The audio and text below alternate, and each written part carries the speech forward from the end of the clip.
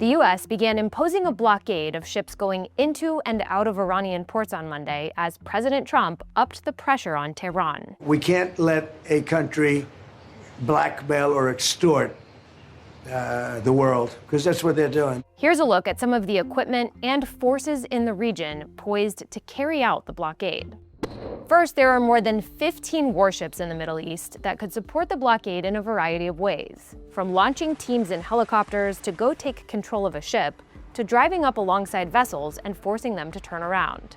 Navy officials and analysts say that those ships will likely operate outside of the Persian Gulf and beyond the Strait of Hormuz to avoid the risks of going near Iran's coastline.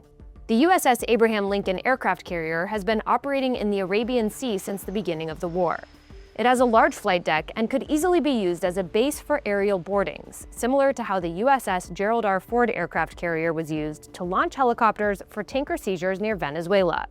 The USS Tripoli amphibious assault ship is also in the Middle East, and aboard it is a Marine unit that is trained to intercept ships. The Tripoli is like a mini aircraft carrier, so it could also deploy boarding teams on helicopters, or for smaller vessels, it could send teams out on boats. Keep in mind, not every vessel approaching Iranian ports is a giant oil tanker, so in some cases, the US may try to approach ships on the water rather than by air.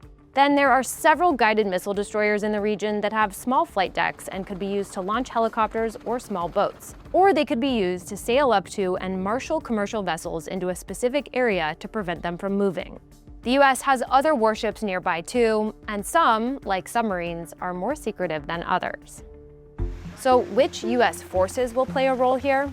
Technically, any warship can approach a commercial vessel and conduct what's known as a right of visit boarding under certain circumstances, according to legal experts. But if a commercial vessel resists or refuses to comply, then highly trained Marines or special operations forces like Navy SEALs could be sent to do a hostile boarding. For example, the US sent special operations forces to board an oil tanker near Iceland after it fled the US blockade of Venezuela and tried to claim Russian protection. There are a few other things to consider here. It's possible that the US could conduct boarding operations from the ground if countries like Saudi Arabia and the UAE allow the US to use their territory. Or the US could wait to intercept vessels until they are very far away from the Gulf. In some cases, it could wait to board them until they're in the Indian Ocean or even the Pacific. That's where the US intercepted some oil tankers that fled the blockade of Venezuela. Experts say blockades take time to work, and the pain in Iran won't be felt overnight. But even just the threat of ship interceptions could be enough to cut Iran off from the global economy.